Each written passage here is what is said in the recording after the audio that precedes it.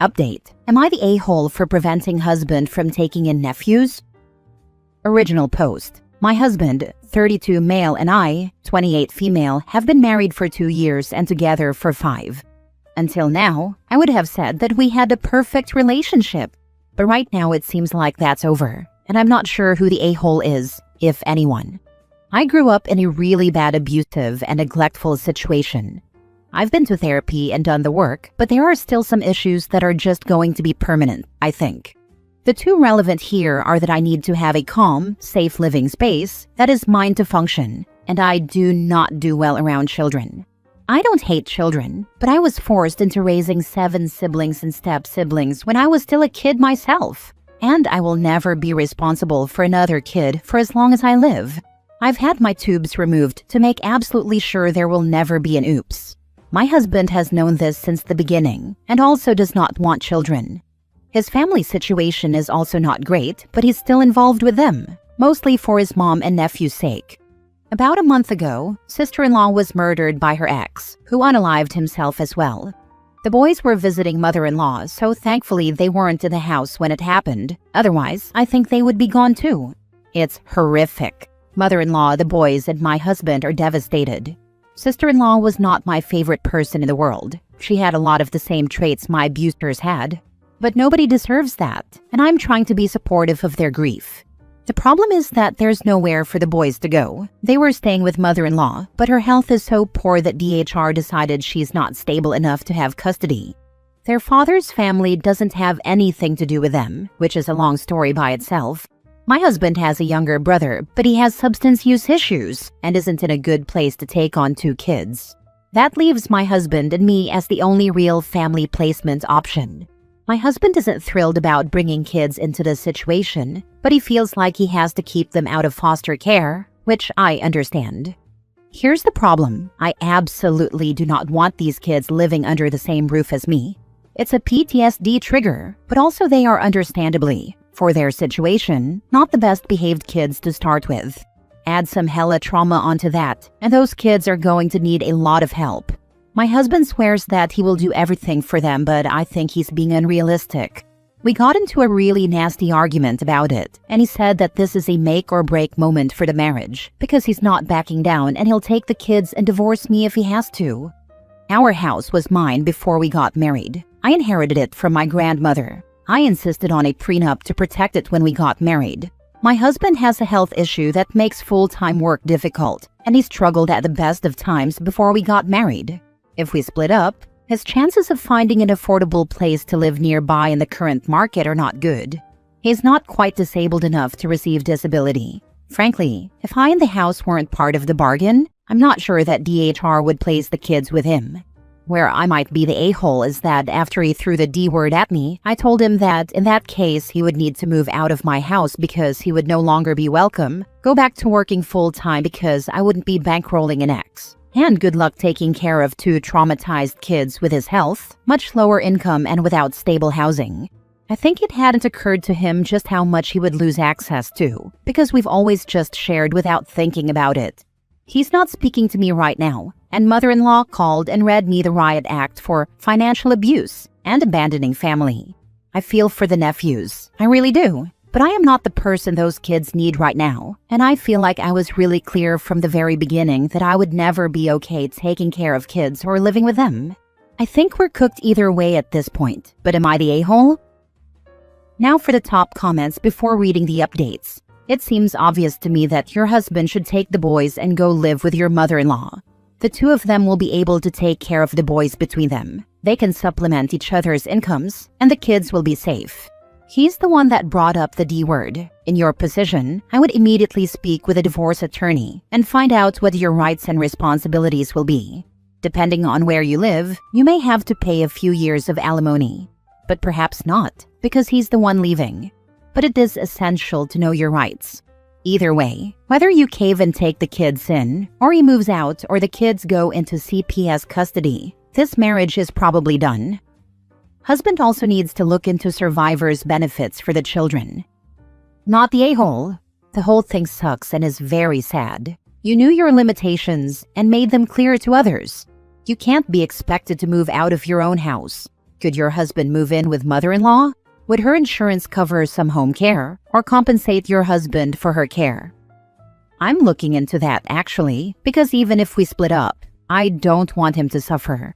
The problem is that a lot of welfare and social services have been cut, and he's one of the people that falls into the cracks of not being eligible for a lot of stuff that could help, but not physically able to handle a full-time job that would give him decent benefits.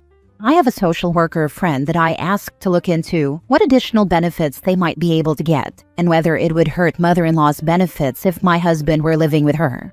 It's terrible that people have to make these kinds of choices. Edit/mini update. There are a lot of responses and I'm trying to get to them all. I'm taking a PTO day to deal with some of this stuff and get myself back together. As a lot of you have said, there's no way back from this. And I think I'm going to go ahead and accept that now instead of dragging it out. The trust is gone. I made an appointment with a lawyer this morning, and from what I've read, an uncontested divorce could go pretty quickly and smoothly if we don't squabble over money. I don't have any interest in screwing him over, but I also won't be screwed over. I hate it. I wish this wasn't happening, but I've worked way too hard for a stable life to flush it down the toilet. I'm going to freeze my credit and lock down the accounts today in case he or mother-in-law get ideas and have the talk tonight. I'm also about to call the case manager contact at DHR and explain the situation so it's on record and they can start making a plan that doesn't include me as a part of the equation. I'm debating how much help I'm going to continue providing. I will continue to help my husband while he lives here, but I was also doing a lot to help out mother-in-law with things her health makes difficult and to allow her to put her energy toward the kids right now. And I think that's going to stop since it's not appreciated and the relationship is over. As far as the whole looking after a family thing, I don't believe in family. Family has done more harm to me than anything else in this world and provided not a single benefit. So I don't put any value on blood or relations. I do what I can when I can for others, but I know in the same circumstances, none of these people would help me, either because they can't or they just wouldn't care that much. So just spare me the whole, they're your family stuff, please. That word doesn't hit the same way for me that it does for you. I will update once I've talked to my husband and figured out a path forward.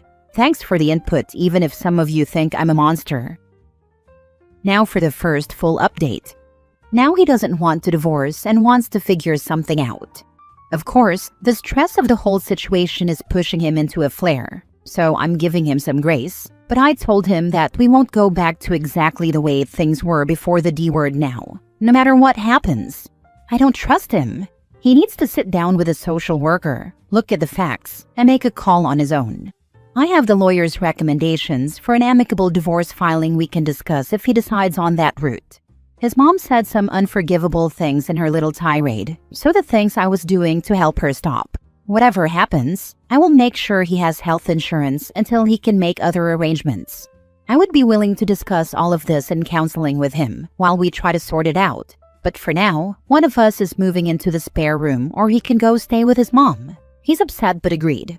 It's probably going to take some time to get a resolution, but I will try to post again down the road once the situation settles out. Second update. The situation is complicated, but the TLDR of it is that due to a very unfortunate situation beyond either of our control, my husband and I want very different things going forward that can't be reconciled. He brought up divorce. I did a consult with a lawyer to get things rolling. Now he doesn't want to divorce, but the problem isn't going away. And I'm already feeling checked out, so I think that's the inevitable conclusion. We're at least going to separate. The thing is, I still love him. I don't want this to hurt more than it has to for either of us. I'm committed to a fair split that doesn't leave anyone high and dry. I'm hurt and angry, but I understand where he's coming from, and I want to keep it civil. He's hurt and angry, ironically because I took him up on the divorce instead of doing things his way, but I know he loves me. How did you keep things productive and civil with your soon-to-be ex? I've already had to block some of his family for coming at me. Things are going to be rough for him because the house is mine and protected by a prenup, and I'm the breadwinner. He wouldn't be eligible for alimony because we've only been married for 2 years. At most, I would be paying his health insurance premiums for 6 months or so, which I don't mind. This would be easier if I hated him, but I don't, and the thought of him struggling is frigging depressing. Did you remain friends during or afterward? Or is it better to just drop contact except for necessary communication? I know I'm going to come out of this okay, but I want to do everything possible on my part to make it smooth and not contentious. Now for the last update. People have been asking me for an update, and there were some forward developments before Thanksgiving. The bad news is that DHR decided my soon-to-be ex's medical situation rules him out as a primary guardian for the kids. He wouldn't be able to adequately care for them during a flare. Same for his mom. They have the same condition. His is worse than hers, but hers is more advanced. The good news is that the social worker talked the paternal relatives into agreeing to a DNA test. They didn't believe that the kids were really murderous a-holes bio children, and he and sister-in-law were keeping the situation on the down low because he was married, so they never established legal paternity.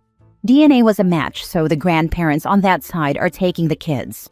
What that means as far as visitation for my husband and mother-in-law is still being hashed out. But the whole thing has been de-escalated a lot, thanks to a really competent case manager. As far as the divorce, I'm going ahead with it and filing this week. He's moved back in with his mom. They're salty about it, but that's to be expected. I still love him and wish him the best, but I'm done. His family's too much drama, and I don't trust him the way that I did before this. Given that we were only married 2 years and the house is mine from before the marriage and protected, it should be a clean break. While I miss him being here, I'm already feeling less stressed with him gone, and I didn't realize that had been creeping up on me for a while. I think I'm done with romantic relationships, at least for a good long while, so I'm going to focus on my career and some fun stuff I haven't had time to do since taking on a caretaker role. Thank you to those who offered support and advice. It sucks that any of this happened to begin with, but I think it's ending about as well as it could have at this point. I will be dropping contact with my ex's family, so I doubt I'll have anything else to update. Don't threaten divorce if you aren't ready for that possibility. Your soon-to-be ex would 100% have used divorce as a weapon again if you had caved into his demand. So the only option going forward was this. Good on you for sticking up for yourself. Hope those kids will turn out all right with their grandparents. I'm sure they're going through a whole lot right about now. And if you really threaten divorce, be ready that the relationship is dead as soon as these words leave your mouth. Such an ultimatum is always a lose-lose situation. Good for you. What condition does your ex have? I was guessing MS. After what his mother said to you, I'd have been flat out done as well. You've shown these people nothing but kindness, and the moment you push back, they showed you who they truly are. His family isn't just drama. They're shitbirds. They're always going to be that way. They have MS and myasthenia gravis. He has the childhood onset variant, so his is a lot more debilitating, but his mom's has progressed more. It's managed as well as it can be, but I still wouldn't wish it on my worst enemy. How dare you, as the owner of the house, the only stable income, caretaker of my disabled ass, and child-free by necessity, not want to take in children whom you most definitively are going to have to 100% care for, no matter what I say I do. My way or divorce way. Bro, just before finding out. I love this for him and his mom so much. They're too stupid to learn from their choices to be a-holes, but they get to live with the outcome. Sister-in-law too. I hate to speak ill of the dead, but considering what OP said in her comments, sister-in-law really screwed her children over. To be fair, I think that sister-in-law was seriously mentally ill. Her behavior was similar to untreated bipolar disorder, and postpartum stuff really didn't help that any. The kids should have been put up for adoption. Between her and the father, they never had a chance. At least with paternity established and the secrets out, maybe they can have a relationship with their half-siblings and other relatives now and get appropriate attention and help. Last story. Would I be the a-hole if I don't bail my dad or stepmom out of jail tomorrow? I, 19, spent Thanksgiving at my mom and stepdad's place.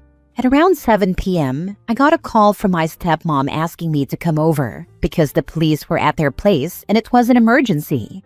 I went because I was worried about my stepsister, 14, and my half-brother, 8.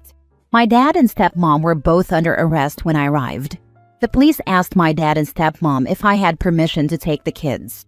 My dad said I could only take them if I didn't take them to my mom's. I said that's where I was going and I didn't have anywhere else to go. The police said if I didn't take them, they would go to CPS. My dad asked them to wait for his brother to show up. The cops said they weren't going to wait any longer because they already waited for me. My dad and stepmom gave permission. My dad also asked me to bail him out and gave specific instructions as to which bail bondsman to use. I said I would. They haven't had their bond set yet and probably won't until tomorrow, Monday, so they've been in jail all weekend. I've never bailed them out before. I am mad at them for interrupting my Thanksgiving and traumatizing my siblings. I am considering leaving them in jail until they figure out something else. I considered asking my mom and stepdad for advice, but if they think I'm in the wrong, they'll just bail them out themselves. I really am upset with them, but is leaving them in jail too much of a punishment? Would I be an a-hole if I do? Also, my stepsister and half-brother are stuck with me at my mom and stepdad's house until my dad and/or stepmom can get them. So that's also a factor. What a horrible situation for you and your siblings. I'm so sorry you are going through this. Not the a-hole either way. Your dad and stepmom are the a-holes for creating this situation. You are not obligated to arrange bail for them. However, if you refuse to help, your dad and stepmom might cut you off from any contact with your siblings in retaliation when they do get out. You will need to be around to help them out if and when this gets worse. Whatever you choose, though, you should talk with your mom to let her know what's going on. You will need her support. I talked to her about what happened, but I left out the part where they want me to bail them out. She thinks I shouldn't go to their house anymore, because if something happens and I get mixed up, it could show up on a background check if I apply for a job. She's not wrong about that. If there is domestic violence taking place in that house, you need to stay away from it, and you should get your dad's family involved to get your siblings out of it too. I would presume that CPS will get involved either way shortly. My dad's only nearby family is my uncle, and he's worse. Now for the update. My stepmom was released from jail. No bond. My dad's bond is $1,000. I don't know if that's the 10% or the total amount.